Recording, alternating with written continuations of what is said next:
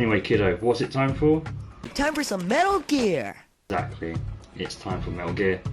This is actually amazing. Like, this is the kind of like modern version that we probably should have had maybe 10 years ago. Was it 11 years ago when the Master Collection came out? Sorry, the HD Collection came out. I like the Master book and the screenplay book. It's really good. And I like the fact that you get to play the different versions as well. Obviously, we'll play the European version. I might play the Japanese version offline just to see what that's like.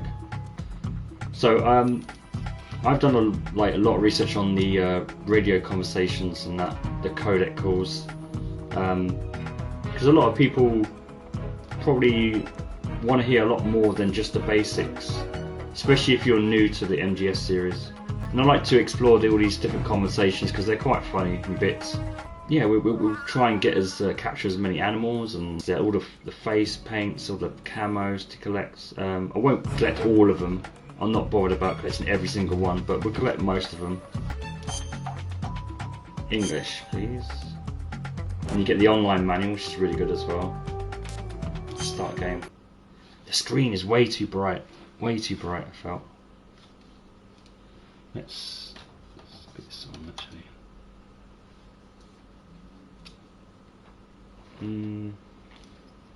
It's a little bright. It's a little bit too bright. Should be okay. Look at that. Look at the menu. It says press the options button. I like that. And you can, I think you can change the. Yeah, you can change, mess around with the this title screen here. You can forward the gameplay and then slow it down. I think once you complete it, yeah, you should be able to change colour. I think sometimes when you complete the game, it does like change. So I'm pressing the right analog stick to change the colour, and then you can move with the left analog stick to move the patterns around. Put it in the direction you want it to go in. Anyway, I'm going to play on very easy because I just want to mess around basically. I like MGS3. Brilliant adventure. This is at the beginning of the very beginning of the MGS timeline, so let's enjoy. After the end of World War II, the world was split into two, East and West. This marked the beginning of the era called the Cold War. Oh, East? I thought you said West. What? That's West. You're fired. Right,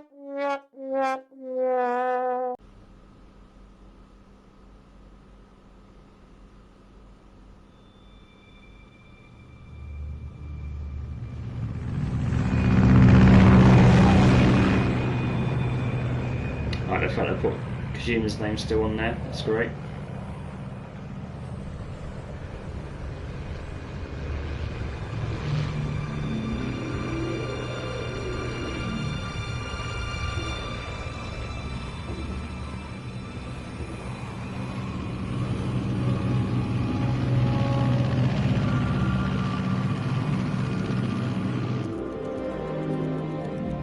Flying over Pakistan, altitude 30,000 feet. Approaching Soviet airspace. 20 minutes to drop off. Commencing internal depressurization. Equipment check. Arm main parachute. All right. You ready to go? Drop zone still showing a high pressure mass. Cav okay. Good. We've got high visibility.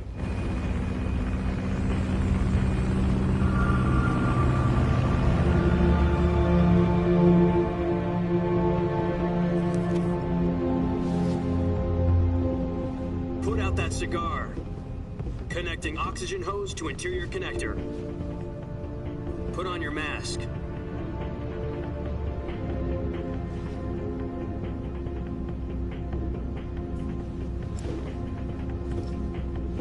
Does this panty waste know what he's doing? Nah, probably not. Approaching release point. 10 minutes to drop off. Hey, are you deaf? He said put out the cigar and put on your mask.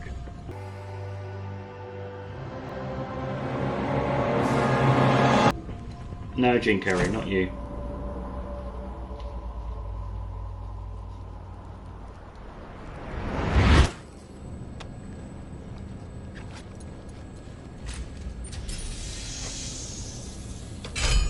Repressurization complete. Checking oxygen supply. 6 minutes to drop off. Opening rear hatch.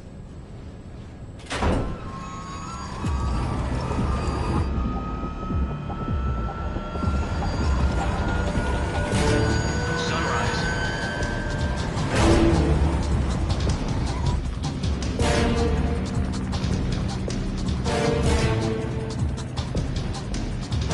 External temperature minus 46 degrees Celsius. 2 minutes to drop off. Stand up. You'll be falling at 130 miles per hour. Try not to get frostbite from the wind chill. 1 minute to drop off. Move to the rear. Getting a bit of haptic feedback.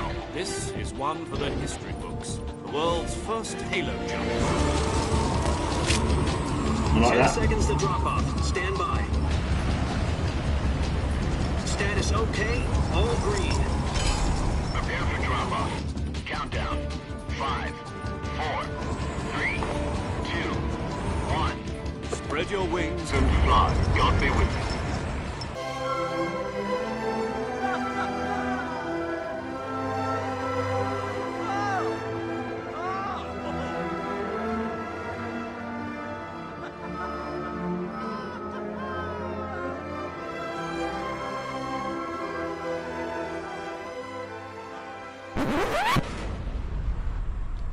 Oh, that beautiful man. Jack, I've got some important news. The head of the CIA has finally given us the green light for the virtuous mission. Virtual mission? No, the virtuous mission. The future of our Fox unit depends on it. If it succeeds, we'll be officially organized into a unit.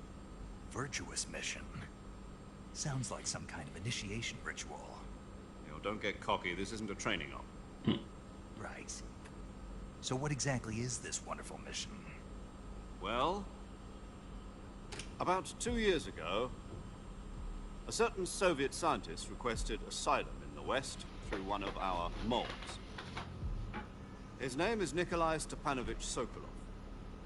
He's head of the OKB-754 Design Bureau, one of the Soviets' top-secret weapon research facilities, and the East's foremost expert on weapons development. Sokolov? Isn't he that famous rocket scientist? The very same. On April the 12th, 1961, the Soviets achieved the first manned spaceflight in history. The Earth was blue, but there was no God. Well spoken. The rocket that carried Yuri Gagarin to orbit was the A-1, known as the Vostok rocket. Sokolov is said to be the man most responsible for the multi-engine cluster used in that rocket.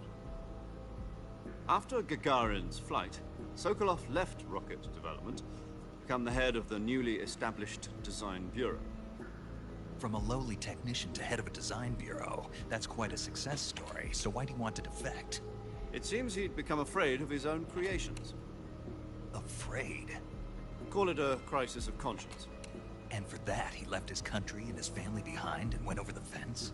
Not exactly. One of his conditions was that his family was also to be taken safely to the West. We used a mole to get the family out first, and succeeded in sneaking Sokolov over the Berlin Wall shortly afterwards. I was the one who conducted the operation. The security on the eastern side was still full of holes back then. Then what? We got Sokolov over in one piece, but the whole ordeal had left him exhausted, and we checked him into a hospital in West Berlin. It took him 2 weeks and more than 600 miles to get from the research facility in the Soviet Union to Berlin. He was in no condition to say anything coherent. And it was only a week later that we had something much bigger on our hands. The Cuban Missile Crisis. October the 16th, 1962, President Kennedy received word that the Soviets were in the process of deploying intermediate-range ballistic missiles in Cuba. The President demanded that the Soviets dismantle and remove the missiles. At the same time, he announced a naval blockade to prevent further missile shipments from reaching Cuba. But the Soviets didn't back down, instead placing their armed forces on secondary alert. Soviet transport ships carrying missiles continued on course towards Cuba. US and Soviet forces went on alert for an all-out nuclear war. Frantic negotiations were conducted through the UN's Emergency Security Council and unofficial channels to end the hair-trigger standoff. Finally, on October the 28th, the Soviet Union agreed to remove its missiles from Cuba, and so the world avoided a nuclear holocaust. But in order to get the Soviets to pull their missiles out, we had to make a deal. You mean the one where the US agreed to remove its IRBMs from Turkey? No. The Jupiter IRBMs deployed in Turkey were obsolete, and we were going to get rid of them anyway. They had no strategic value whatsoever to either the US or the Russians. The Turkey deal was a ruse, a cover story that was fed to the other intelligence agencies around the world. So what did the Russians really want? Sokolov. They wanted us to return Sokolov. You mean the Soviets pulled out of Cuba just to get their hands on Sokolov? That's right. What the hell was he working on? At the time, we had no idea. We were running out of time. It was either give up Sokolov or risk full-scale nuclear war. In the end, we had no choice. President Kennedy gave in to Khrushchev's demand. The next day, I got Sokolov out of the hospital, handing him over to agents on the eastern side. Sokolov kept on screaming, "Save me," until he disappeared from my sight. Then, a month ago, we received some new information from one of our moles. About Sokolov? Yes. He was taken back to the research facility and forced to continue working on the weapon in question under KGB supervision. What's more, it's on the verge of completion. So what kind of weapon is it? Something to do with space rockets? No. Missiles. Same technology. I guess you're right. We don't know the details, but it appears to be a new kind of nuclear device. For half a year now, the Soviets have been conducting frequent nuclear tests at Semipalatinsk. Something to do with the weapon, I assume. We're talking about a secret weapon so big that Khrushchev was ready to pull out of Cuba to get it back. Is Sokolov still in the facility? No. According to our intelligence, he's in Selino-Yarsk, a place in the mountains about 3 miles to the west that's known as the Virgin Cliffs. The Virgin Cliffs. Nice name for a virtuous mission. They moved him there just recently. Why? Apparently, they're conducting a field test of the weapon, but it's our best chance to get him back. This mission would never have been possible if he was still in the research facility. This is our last chance. Sokolov must have known that too when he contacted us.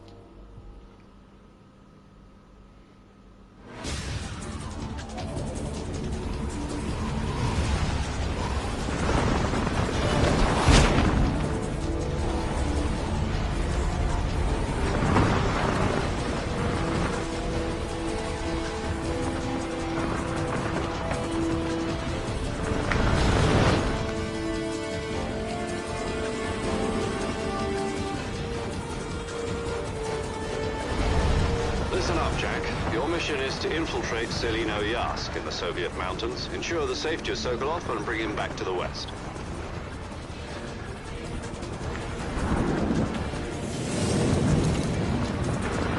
If we don't get Sokolov back before that weapon is complete, we'll be facing a major crisis. The clock is ticking.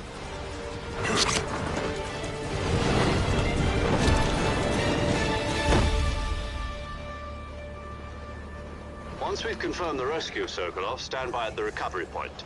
A recovery balloon will be dropped at that point. Helium will be pumped into the balloon to inflate it. The process takes about 20 minutes. Once it's complete, the gunship's arm will latch onto the balloon and pull it up. The Fulton surface-to-air recovery system. I'm familiar with the theory. Take it easy. It's been combat-proven. Do you think Sokolov is up to it? The shock will be less than during a parachute jump, and the arm can handle up to 500 pounds. So you're planning on going over the border in a single combat talent? She's equipped with 2 6-barrel 20mm Vulcan cannons, as well as 2 40mm machine guns. Sounds like she could hold her own against a battalion of tanks. Even with the fuel in the reserve tank, we're facing a 4-hour time limit. If all goes well, it shouldn't take more than a few hours. What's going on there? Home in time for dinner. But if anything goes wrong, You'll be eating dinner, breakfast, and all the rest of your meals in the jungle.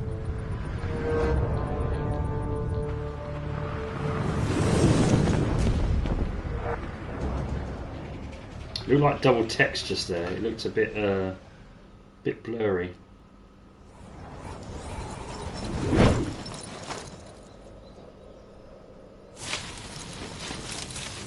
Careful now, Snake. Whoa, Snake. Don't hurt yourself. Whoa. Wait, what? Oh, Snake, not again. Oh dear. Wait, what's happened to my camera? Snake, what have you done? You changed the future. You've created a time paradox. Time paradox. Just kidding, he made it.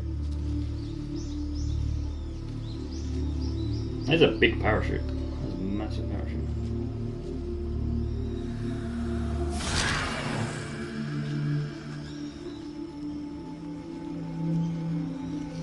And it just practically disappears once we get into gameplay.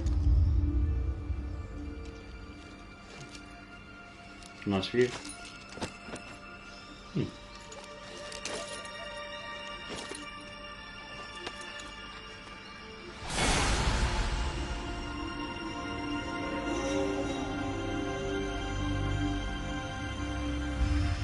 Oh, face reveal.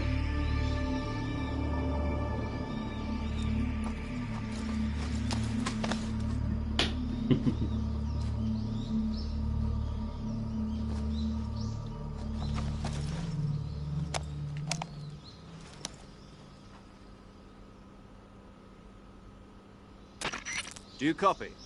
You're already in enemy territory. Somebody might be listening in. From here on out, we'll be using code names to refer to each other.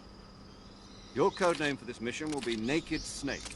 I'll be referring to you as Snake from now on. You're not to mention your real name. Snake? What, you don't like snakes? What do you mean? You've eaten one before, haven't you? In survival training. I'm glad to hear that.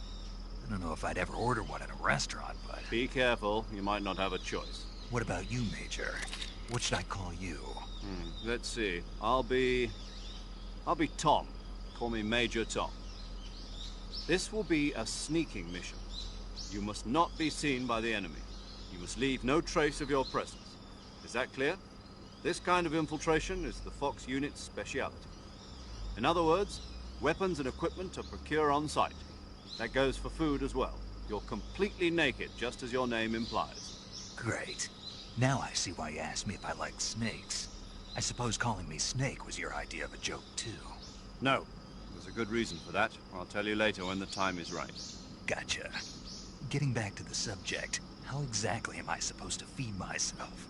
You've been issued a knife and a tranquilizer gun. Use them to hunt for food.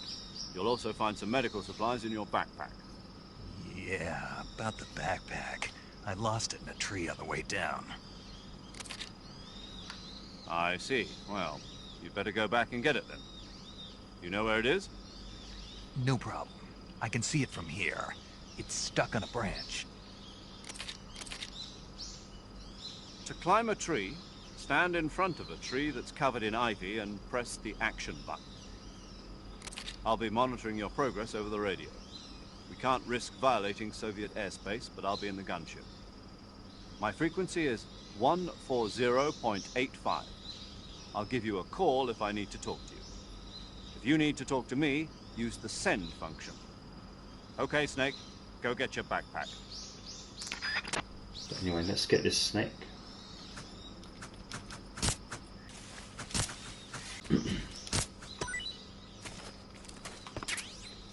Got this, bit of life medicine. I'm just going to leave the backpack there because I'm pretty sure the Major calls you if you just try to go on without the backpack. There we go. Snake, where do you think you're going? You can't expect to proceed with the mission without any weapons or equipment. No? First, you'll need to recover your backpack. It's caught on a tree to the south. Press the action button to climb the tree and retrieve your backpack. Is that clear? Sure. You try again and the game will just push you back, so... Here we go for another codec conversation. And an introduction of a legendary character. I see you've retrieved your backpack, Snake. He's calmed down now. To equip a weapon, it's necessary to take it out of your backpack. In the survival viewer, choose Weapon from the backpack. Your available weapons will be displayed in a window in the upper left. From that list, choose the weapon you want to equip and press the Enter button. For other equipped items, just do the same thing from Item. Got it. Use the survival viewer backpack. Yep, that's right. Survival is fundamental to this mission. After you've been out in the field for a while, your stamina will start to drop. If your stamina gets too low, it'll affect your performance. You won't be able to shoot accurately, for example, and your wounds won't heal as smoothly. Keep an eye on your stamina so you don't run out. To recover lost stamina, you can hunt for local flora and fauna. You can use either your tranquilizer gun or your knife to hunt. My only weapon is a Mark 22 Hush Puppy tranquilizer gun? That's right. It's been fitted with its own suppressor. However, the suppressor will deteriorate every time you fire. Once its durability reaches 0, the noise suppression effect will be gone. So don't get too trigger happy with it. The suppressor's durability is shown in the icon. Any weapons and equipment beyond what you're carrying now, you'll have to find as you go. I have to find my own weapons and equipment? Whose crazy idea was this anyway? Solo covert actions are standard Fox operating procedure. You can't leave any traces of your presence. No weapons, equipment, footprints, sweat, or bodily waste. The same goes for bullets and cartridges, too. Body waste. Your presence in enemy territory is already a violation of international conventions of warfare. There aren't supposed to be any American soldiers in Russia. It could spark an international incident. You can't let anyone see you. You can't let the enemy know you're there. This is a stealth mission. You're a ghost, Snake, in every sense of the word. So no playing with yourself, There'll be Snake. no rescue if you're captured. The military and US government will deny any involvement in the affair. Then I'll just have to take care of myself, huh? I'm afraid so. You've been given a fake death pill for that purpose. SIS guidelines stipulate that soldiers on covert ops like this one be issued a potassium cyanide capsule. Tape it to your body so you can take it when you need to. How generous of you. Use it if you're taken prisoner by the enemy. It will send you into a state of false death for a short time. Fooling them into thinking that I'm really dead. So, how do I come back to life? Just take the revival pill. You mean that thing they put in my tooth before the mission? That's the one. But be careful. If you remain in a state of false death for too long, nothing will be able to bring you back. Remember that. I'll keep it in mind. You said this was a solo mission, right? Right. I guess that means I can't count on any reinforcements. Correct. The mission rests entirely in your hands. A real one-man army. Relax. There's a support team ready to back you up over the radio. Who? I'll introduce them to you. This time, survival is of utmost importance. The first member of the support team will be in charge of monitoring your physical condition, acting as a medic, so to speak, as well as recording your mission data. She's a member of Fox as well, and she's here on the gunship with me. She? Hello, Snake. I'm paramedic. Nice to meet you. Paramedic. As in a medic who comes in by parachute. Aren't you going to tell me your real name? Are you going to tell me yours, Mr. Snake? My name, huh? It's John Doe. And they call you Jack for short. You're a regular Captain Nemo. A name means nothing on the battlefield. After a week, no one has a name. What's your name? Jane Doe. Very funny. I wasn't joking, but I'll tell you my name only if you manage to make it back alive. My frequency is 145.73. She's also in charge of recording your mission data. Whenever you want to save, send a message over the reserved save frequency, 140.96. So saving lets me record my mission data. That's right. It also records the state of your health. Good to know. There's one more person I want to introduce you to, Snake. Huh? Speaking of snakes, you remember the boss, don't you? A legendary soldier and your mentor. Actually, it was the boss that got the DCI's authorization in the first place. She's going to be serving as Fox's mission advisor. The boss is? She also helped me plan this mission. She and I were at SAS together. Jack, is that you? How many years has it been? Boss? That's right. It's me. Oh. Talk to me. Let me hear your voice. It's been 5 years 72 days and 18 hours. You've lost weight. You can tell just by the sound of my voice. Of course I can. I know all about you. Really? Well, I don't know anything about you. What's that supposed to mean? Why'd you disappear on me all of a sudden? I was on a top-secret mission. You didn't need me anymore. But there were still so many things I wanted you to teach me. No. I taught you everything you needed to know about fighting techniques. I taught you all I could. The rest you needed to learn on your own. Techniques, sure. But what about how to think like a soldier? How to think like a soldier? I can't teach you that. A soldier needs to be strong in spirit, body, and technique. And the only thing you can learn from someone else is technique. In fact, technique doesn't even matter. What's most important is spirit. Spirit and body are like two sides of a single coin. They're the same thing. I can't teach you how to think. You'll just have to figure it out for yourself. Listen to me, Jack. Just because soldiers are on the same side right now doesn't mean they always will be. Having personal feelings about your comrades is one of the worst sins you can commit. Politics determine who you face on the battlefield. And politics are a living thing. They change along with the times. Yesterday's good might be tomorrow's evil. Is that why you abandoned me? No, it had nothing to do with you. I already told you, Jack. I was on a top-secret mission. A soldier has to follow whatever orders he's given. It's not his place to question why. But you're looking for a reason to fight. You're a natural-born fighter, but you're not quite a soldier. A soldier is a political tool, nothing more. That's doubly true if he's a career soldier. Right and wrong have no place in his mission. He has no enemies and no friends. Only the mission.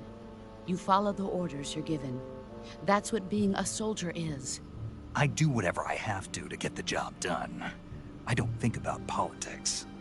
That's not the same thing. Sooner or later, your conscience is going to bother you. In the end, you have to choose whether you're going to live as a soldier or just another man with a gun. There's a saying in the Orient, loyalty to the end. Do you know what it means? Being patriotic. It means devoting yourself to your country. I follow the president and the top brass. I'm ready to die for them if necessary. The president and the top brass won't be there forever. Once their terms are up, others will take their place.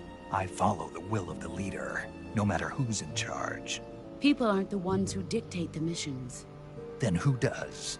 The times. People's values change over time, and so do the leaders of a country. So there's no such thing as an enemy in absolute terms. The enemies we fight are only enemies in relative terms, constantly changing with the times. As long as we have loyalty to the end, there's no point in believing in anything, even in those we love. And that's the way a soldier's supposed to think? The only thing we can believe in with absolute certainty is the mission, Jack. All right, but do me a favor. What is it? Call me Snake. Snake? Oh, right. Your codename is Snake. It suits you well. That's right. The legendary unit that the boss put together during World War II was a snake. The Cobra unit. A group of heroes that brought the war to an end and saved the world. As long as you've got a legendary hero backing you up, you'll be fine. Isn't that right, Snake? Yeah. I can't think of anyone else I'd rather have with me. Oh, and one more thing, boss. Yes? It's good to hear your voice again. Same here. After all, who knows if either of us will make it out alive? Snake, you are always best at urban warfare and infiltrating buildings. But this is the jungle. Survival is going to be key. Those CQC techniques I taught you are sure to come in handy. CQC? Close quarters combat, huh? I've been in the Green Berets for the past few years. I'm probably pretty rusty. Not to worry. I'll be here to help you remember. After all, this is your first actual survival mission. I'll be supporting you over the radio. Where are you, boss? Next to the Major? The boss is communicating with us by radio from aboard a Permit-class submarine in the Arctic Ocean. My frequency is 141.80. Call me if you need my advice on battle techniques. Gotcha.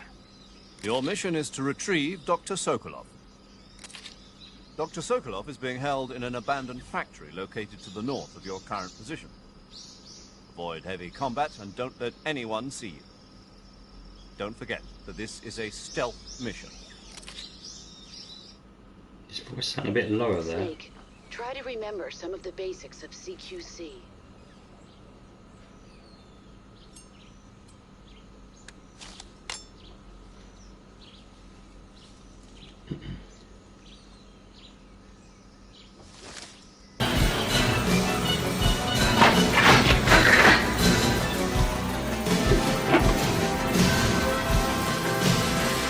Commencing virtuous mission now.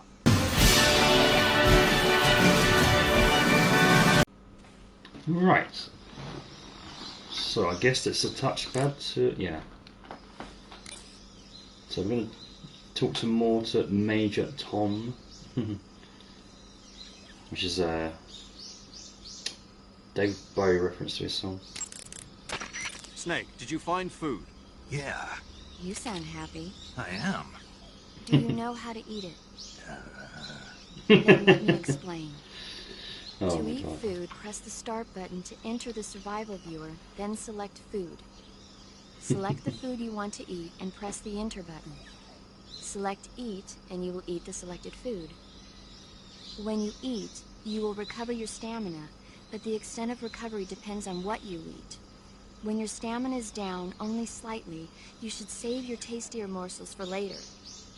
But don't leave food for too long or it'll rot. This is where a little planning ahead goes a long way. Besides eating food, you can throw it at enemies to confuse them. So remember, food is not just for eating. Be creative. Major, What is it? it's about your code name. Major Tom? Yeah, where'd you get that name? From a tunnel. Tunnel? That's right. Snake, have you seen the movie The Great Escape? No. It's a movie about a determined group of Allied POWs trapped in a German POW camp who plan an escape. POWs dig 3 tunnels for their escape. They named them Dick, Harry, and Tom. I see. So Tom was an escape tunnel. Did they make it? Out of the camp? Of course. One of the tunnels was even discovered before it was finished, but eventually they do make it out. I get it now. So Tom was the tunnel they used to escape. Yes, that's right. What is it? Well, actually, I'm not sure if I remember correctly. Major. Oh, it's all right. It's Tom, Snake. Tom is the escape tunnel. Yes, no question about it. Listen up, Snake. Keep in mind Well, that thank this you for operation following. is strictly Re-following. covert. Engagements should be avoided. If you must dispose of an enemy, do it with the tranquilizer gun. Yup. Sweet dreams, Boy Scout. That's right. By the time he wakes up, you and Scout. Sokolov will be safely out of the country. Sipping hot coffee on a plane back home. What did you say? What did you say? Sipping hot coffee on a... You're gonna drink that foul mud? On the victory flight home? Tea! Okay, then. What would you drink? Tea, of course. Snake, the fake death and revival pills we gave you are the latest in internal medicines developed for intelligence ops by the CIA's technology division. You can use the fake death pill to send yourself into a death-like state for a limited period of time. Use it wisely, and you should be able to fool the enemy into thinking you're really dead. It may come in handy if you ever find yourself cornered. To revive yourself from the fake death state, use the revival pill. But remember, timing is critical. The effect will be ruined if you revive right in front of your enemy. Interesting. But how does it work? What do you mean? I don't feel right taking some pill I don't know anything about. How does it make me look dead? How's it gonna affect my body? Well, Snake, about that... I get it. I should ask paramedic. Paramedic. Allow me to explain. You know how there are animals in nature that play dead, like weevils, ladybugs, chickadees, possums, and the like? Well, the fake death pill takes the natural art of playing dead and applies it to the spy world. When you take the fake death pill, it causes your body to rapidly secrete a number of chemicals. Adenosine and serotonin, as well as opioid He's falling peptides, asleep. such as methionine He's and getting a bit phenol. bored. Those chemicals act to induce a state of hibernation, causing your heart rate, your breathing rate, and your body temperature to drop dramatically. Boring. It'll truly look like you've dropped dead upon initial inspection.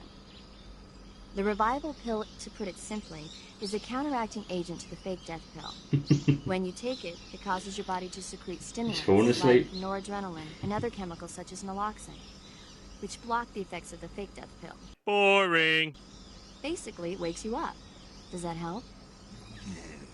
Yeah.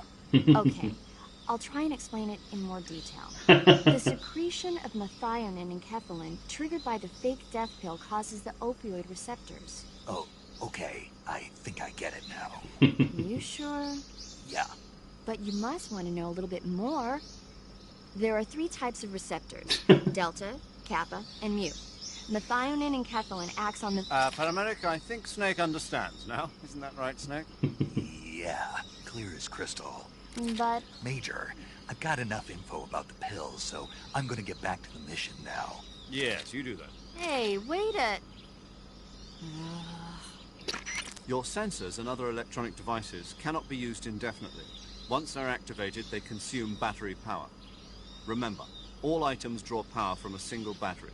Once your battery runs out, all electronic gear becomes inoperable.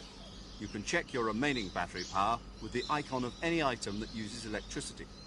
Take care not to waste power. The battery recharges automatically when not in use. When you want to recharge the battery, unequip all electronic devices and give it some time. The higher your stamina gauge, the faster your battery recharges. If you want it to recharge faster, eat food and recover your stamina. Also, if you run, roll, or do other dramatic actions, the battery will recharge faster. Dramatic action. Wait a second. What is it? The higher my stamina, the faster my battery recharges? That's what I said. But what does my stamina have to do with the battery? Oh, yes, I see what you're getting at. Let's have Paramedic explain that. Paramedic? Yes, sir. It's because Snake's battery uses bioelectricity. Bioelectricity. Bioelectricity is electricity emitted from cells. When the cells of living things are stimulated, sodium and potassium ions move rapidly through the cell membrane's ion channel, creating a difference in electric potential. The battery uses that energy to recharge. So unless your cells have plenty of nutrients, the recharge won't work well. Amazing the kind of machines that are available now. But this machine has not been made public. It was designed by a scientist at the CIA's Directorate of Science and Technology. What kind of person was he? The person who designed it? Yeah. I heard he was pretty strange. Stranger than the Major? There's nothing strange about the Major. My tea's gone. Who drank it? How am I supposed to have tea time without tea? Well, not too strange, at least. Hey, my scone's gone too. I mean, something strange about that, you know. But, poor Major. Major, what kind of place is this secret design bureau that Sokolov is heading? The Soviets have a number of secret design bureaus like this one, each engaged in cutting-edge research. OKB-1, the bureau where the Voskhod spacecraft was developed and which plays a leading role in the Soviet space program, is one of those installations. Most of them are located in secret cities, built in isolated areas, and we don't even know their exact locations, much less the nature of their research. And Sokolov's OKB-754 is the most secret bureau of them all. The intelligence communities of the West have tried time and again to find out what they're working on, but they've failed consistently. So you have absolutely no idea what Sokolov is developing? We've got nothing. Then how did you get the information for this mission? It can't have been from Sokolov. From the boss. The boss? That's right. She has her own intelligence channels that she cultivated during the last war. She shared what she learned with us. But we were able to get the green light for this mission at all as thanks to her pull with the powers that be at the CIA. In other words, this mission would never have come together without the boss's help in a number of respects. So there's a bit of a bit more of a lore before this game even starts. Is that the boss actually helped with this mission even begin? So that's nice. In the 2 years since Sokolov's asylum operation, I spent all my time making preparations. And now is the time to show some results. Fox is a next-generation espionage organization designed to update us for 21st century operations that I propose to the CIA. Fox sends individuals who excel in espionage and special tactics on solo sneaking missions like this one. A next-generation unit that combines the skills of Special Forces units like the SAS and Green Berets with the know-how of an infiltration and espionage unit. Military politics never was my strong suit. What I'm trying to say is stealth. This is a stealth mission, crucial to the coming Cold War. The CIA director has always frowned upon Fox, but if this mission succeeds, Fox will be added to the CIA as an official unit. I intend to make Fox the leader in special operations. And to that end, this mission must succeed. Right. I'm counting on you, Snake.